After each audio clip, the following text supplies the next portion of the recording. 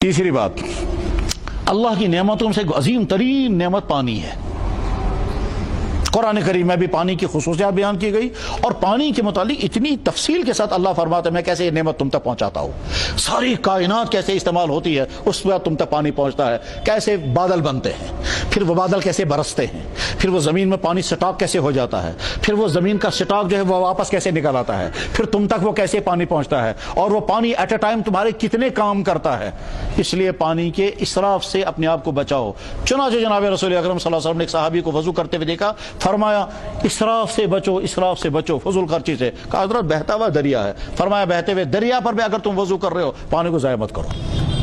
اس وقت ہم لوگوں کا حال کیا ہے کہ سب پینے کا پانی اسے گاڑیاں دھوئیں گے، پارک سیراب کریں گے، بے شمار لوگوں کو پینے کا پانی نہیں ہے، اور بے شمار لوگ جو ہیں وہ رنگل کے آنے والے اس پینے کے صاف شفاف پانی کو استعمال کرتے ہیں فضولیات پر۔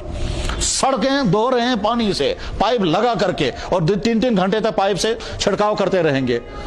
یہ ظلم ہے۔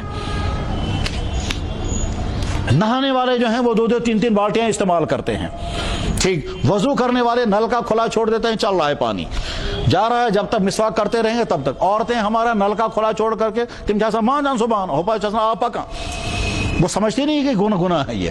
اللہ کے نبی نے وضو میں پانی کو فضول خرچی سے منع فرمایا، تو جب ہم ان چیزوں میں فضول خرچی، اور انجام اس کا کیا ہوتا ہے، اس کی سزا قوم کو لگتی ہے، پھر آگے چل کر کے پانی ختم ہو جائیں گے، یہ فوراً محسوس نہیں ہوتا۔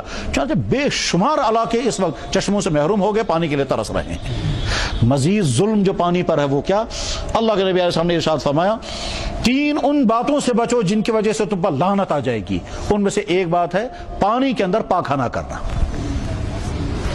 کشمیر کے سارے ہاؤس بوٹوں کا گندا ملبہ اسی، جو جہلم کے دائیں بائیں جتنے گھر ہیں وہ ساروں کا ملبہ اسی جہلم میں، جہاں سے جہلم نکلتا ہے وہاں سے اس وقت وہ شفاف پانی، اور جب ہماری بستیوں سے آگے گزرتا ہے تو سب کو معلوم ہے انجام کیا اس کا۔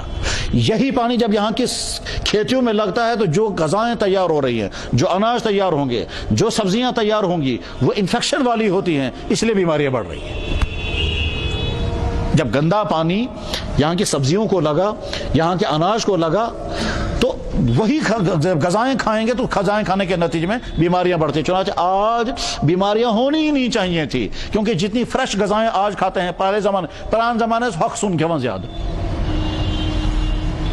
سکھا کر کے سبزیاں کھاتے تھے، کہہ سکتے تھے صاحب ان میں انفیکشن ہو جاتا ہے۔ آج تو سارے فریش غذائیں کھاتے ہیں، آج جتنے گوشت کھانے والے ہیں، آج جتنا دودھ فراوانی سے ملتا ہے، اتنا پہلے زمانے میں نہیں تھا، لیکن بیماریاں آج کتنی زیادہ ہیں۔ پہلے زمانے میں کیسے ہاک بات، خالی ہاک تو بانو بات، بے نون چائے سٹیٹ کچھ نہیں ہوتا تھا، بالکل فریش رہتے تھے۔ آج چھوٹے جوانوں کی بھی کڈنیاں فیل، چھوٹے جوان جو ہیں وہ ہارٹ پیشنٹ، چھوٹے جوان جو ہیں وہ پیشاب کے قطرے نکلتے ہیں، اور چھوٹے لوگوں کو بھی بلڈ پریشر اور شوگر کی بیماریاں ہو گئی۔ بہت ساری وجہ ہیں، ان میں سے ایک وجہ یہ بھی ہے۔ پانی کو آلودہ ہونے سے بچانا یہ قوم کی پوری ذمہ داری ہے۔